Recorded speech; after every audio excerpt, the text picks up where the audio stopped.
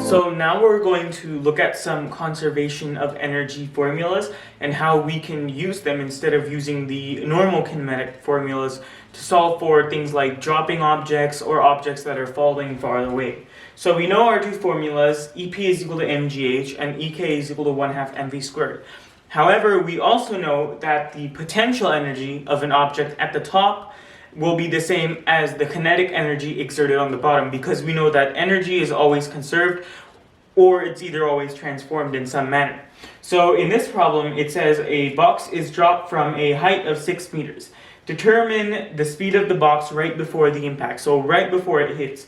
So we know that the potential energy on the top is the same as the kinetic energy at the bottom, so we put in our two formulas, and all we have to do is isolate for the velocity, which is the root of 2gh. If we input in our values, then we know that the speed is 10.8 meters per second. So if you look at this formula, it makes it way easier to solve for these types of problems because you don't have to use those kinematic formulas, which take way more steps to do, instead of just putting it into one equation like this. We can apply the same theorem that we used for the last question to a somewhat different question if we were to modify the question itself. So now it wants us to determine the speed of the box 4 meters above ground. Well, now we see here that our delta H is actually 2 meters because it's still 4 meters above the ground. So instead of having the height as 6 meters this time, all you need to do is have the height as 2 meters. So we can do the same thing and solve for the speed, which is the root of 2gh, but instead of putting in 6 meters, we put in 2 meters for the value. And we get that the speed at 4 meters above the ground, so when it's in the middle of falling, will be 6.26 meters per second. So now the next part of the question wants us to determine the maximum height the ball will reach. So we can use the same formula again, EM is equal to EM. The energy at the bottom will be the same as the top. So we can put in the same formula, 1/2 kx squared is plus mgh, but this time it's equal to mgh final. Because in the last part of the question, when we looked at the maximum velocity the ball will reach, we saw that what it was doing at the equilibrium position here. At that point, all of its potential energy that it had gained from the bottom of the spring had been turned into fully kinetic energy. But now, when we look at what height the ball will reach in its final stages, at that point, all of its kinetic energy is once again transformed back into potential energy again. So this time, it's mgh final. Now we can isolate for h final again by putting in the same values, 1/2 kx squared plus mgh divided by mg, and we can put in the values, and we see that the final height is 143 meters. So you can see how always, whenever there's motion in certain types of objects or springs, there's always a transformation from potential energy to kinetic energy when all of its energy is released, and back into potential energy at the very top. So now we're going to deal with another problem that requires using the laws of conservation of energy in spring constants. So here we see that there is a spring that's 2 meters below the equilibrium position, and it's a vertical spring as well, so we know gravity is the force that's acting against it. So what this wants us to do is determine the velocity of the ball at equilibrium position. So what would happen, let's say, is if you were to let go of that ball, then what would the velocity be when it reaches its equilibrium position? So we know that the energy here is the same as the energy on top, because energy is always conserved, so we can always put that there. Now, how do we translate that in terms of formula? Well, we know that the energy of a spring, the potential energy, is 1/2 kx squared, and we also know that there's the force of gravity acting against it, which we can also put as mass times gravity times height. So therefore, we can put this into a formula and say that 1/2 kx squared plus mass times gravity times height is equal to 1/2 mv squared, because at the top here we want to find the velocity. Now, we can isolate for v and see that it's the root of 1/2 kx squared plus mgh divided by 1/2 m. Now, if you put these numbers into terms into this formula, then we can also see that this mgh will turn out to be negative, which makes sense because the gravity is acting against this ball here. And if we put that all in, then we get that the velocity will be 52.9 meters per second. So you can see how this conservation of energy makes it really easy for us to find stuff like velocity or mass when it wants us to find it. So now if we take into account that a pendulum constantly transforms its energy, we can use that concept to our advantage to solve some word problems that might occur. So here we see that there is a pendulum bob that's been pulled 50 degrees above the vertical, and the string itself has a length of 2 meters here. So what it wants us to do is find the velocity of the pendulum when it reaches the bottom. So how do we do that first? Well, we know that the pendulum bob is actually going to dip down a bit. It's not going to stay at the same height. And we use that to advantage because that's what actually changes the velocity when gravity acts on the pendulum bob, forcing it to move faster and faster. So first, what we need to do is find this height here, because once we find this height, we can take 2 meters and subtract y1 from that height and see how much the pendulum actually dipped down here. So we can just find it using normal triangle law. So cos of 50 degrees times 2.0 meters is equal to y1, and now we see that y1 here is actually 1.28 ... meters. Now if we take 2 meters and subtract that value, then we can see that this y2 here is actually 0.7 ... meters, and that's how much the pendulum actually dipped down during its journey. Now we can use mgh is equal to 1/2 mv squared and isolate for v. So this actually makes it really easy because you don't actually need the mass to solve any of the problems. The mass just cancels out in this scenario. Now we see that v is equal to the root of 2gh, which is the root of 2 times 9.81 times this height that we found, which is 0.7 meters. And we see that the velocity at the bottom of the pendulum bob will be 3.74 meters per second. Now, the fact that the mass cancels out is actually, it makes sense with the physics laws and how conservation of energy works. Because if you've ever seen an experiment of a feather and a ball being dropped in a vacuum, then you can see that the force of gravity acts the same on every object that it touches, which makes sense why we don't need gravity to solve this type of problem. Alright, so now we're going to look at how the conservation of energy laws can be applied to system of body problems. So here we can see a system of bodies here with an 8.4 kilogram mass on one side and a 2.8 kilogram mass on the other side. Now this 8.4 kilogram mass is 3.9 meters above the ground, and the question wants us to determine the maximum speed of the system.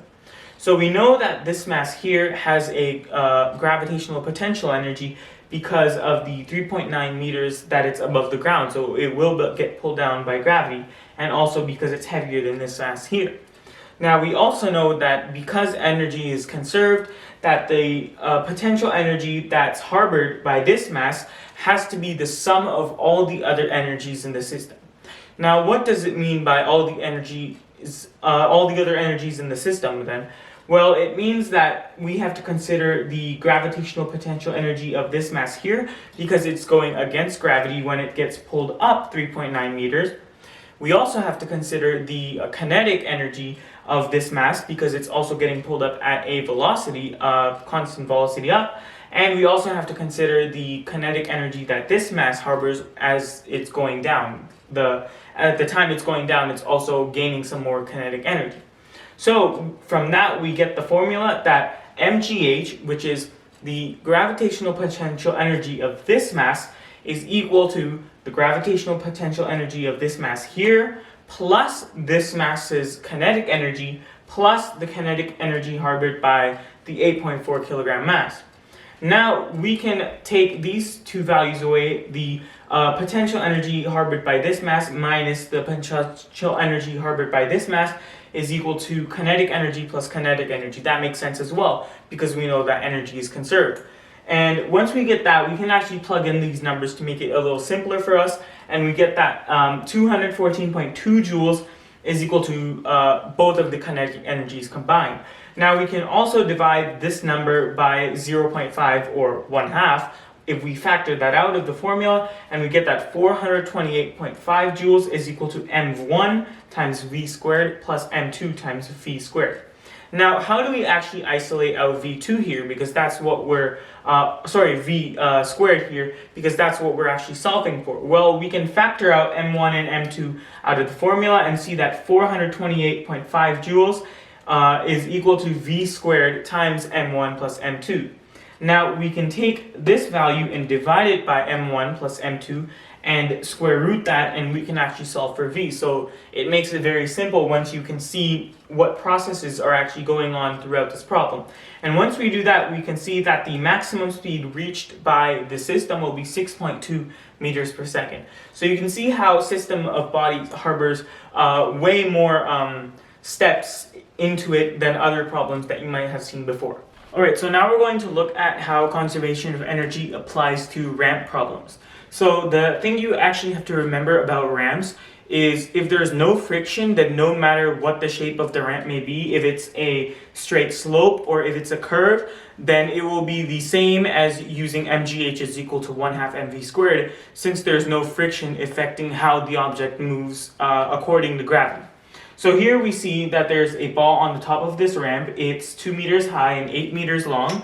And what the question wants us to do is determine the speed of the ball at the bottom of the ramp if friction is 0 in one scenario and if friction is 5 newtons in another scenario. So in the first scenario, we can see that it would be just the same as solving any other vertical problem, which is mgh is equal to 1/2 mv squared. And then you isolate for v and you get that it's 6.3 meters per second. So that's pretty simple. But once we actually get friction into it, then we have to account for the energy that the heat produced by the ball coinciding with the friction produces, and that we have to account that into our energies.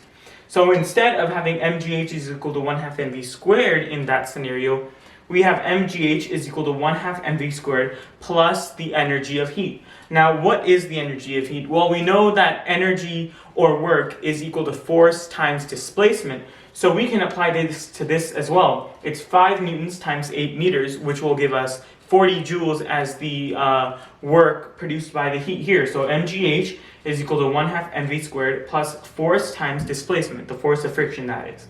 Now we can again just isolate for v here, which makes it really simple, and we get that v is equal to the root of 2 times mgh minus the force of friction times the displacement over m, and we can see that the velocity, the speed will be 4.8 meters per second at the bottom of the ramp. So now we're going to look at a somewhat practical application of the ramps in conservation of energy and see how it can apply to some word problems.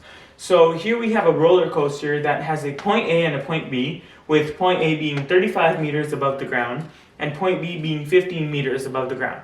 There is also a roller coaster on this track which weighs 300 kilograms with the people inside it all together. And what the question wants us to find is if the roller coaster is moving at a constant velocity of 4 meters per second at point A, so we know that at least it gives us that information, then find the velocity that it will have at point B. Well, now first we need to define the energies again. Well, here we can see that because the roller coaster is moving, it also has a kinetic energy, and also because it's 35 meters above the ground, it also has potential energy. So on the first side of the equation, we'll put mgh plus 1/2 mv squared. At point B, it's the same scenario because we know the roller coaster will keep moving. It will still have a kinetic energy, but it's also 15 meters above the ground, so it also has a potential energy. So on the other side, we put the same thing. However, the difference is that these heights and these velocities are different values. So make sure you keep that in mind when you're isolating and don't mix up the two velocities or the two heights when you're solving. So we can cancel out mass because we know all the values have mass. So we get gh plus 1/2 v squared is equal to gh plus 1/2 v squared. Now we can solve for the velocity of the b value here, and we can put that into the equation and isolate for v, and we can see that the velocity at b will be 20.2 meters per second. Now this actually makes a lot of sense in practical terms. Why this would be faster than it would be at point A is because this height is way higher than it is at point B, so it makes sense that it gained all that kinetic energy as it moved down towards, which goes back to the practical application of ramps. Alright, so our final problem for the conservation of energy unit will involve looking at a mixed problem that requires both circular motion knowledge and conservation of energy formulas to actually work together. So here we see that there is a track that a ball can go down and roll and complete a loop-to-loop and keep going that way. So what the question is asking is, if the force of friction is 0, then determine the minimum height an object needs to complete the loop-to-loop. So how high up this ramp does the object need to be to actually complete that loop-to-loop? Now, what's good is that this gives us the radius of the circle or of the loop-to-loop, so it actually helps us solve the problem here because we can use those circular motion formulas to help us solve here.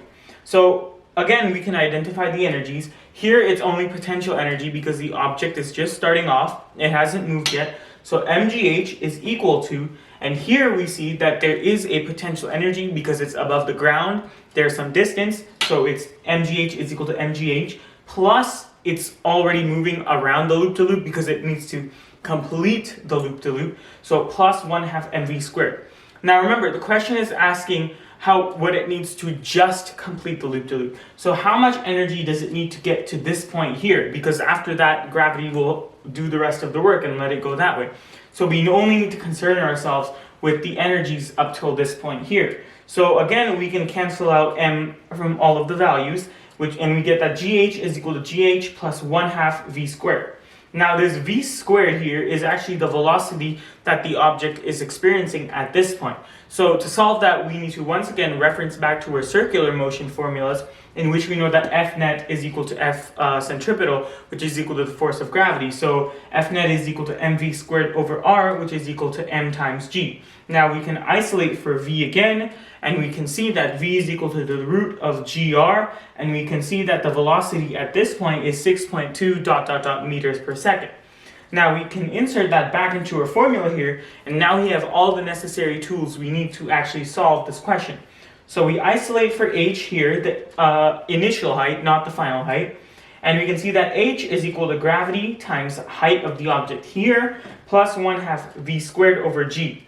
Now if we insert all the numbers in, then we can see that the height here is 8 meters, not 4 meters, because it's the total height from this point to the ground. And if we solve all of this, then we can see that the height that the object needs to finally barely complete the loop-to-loop is 10 meters above the ground. And that was conservation of energy.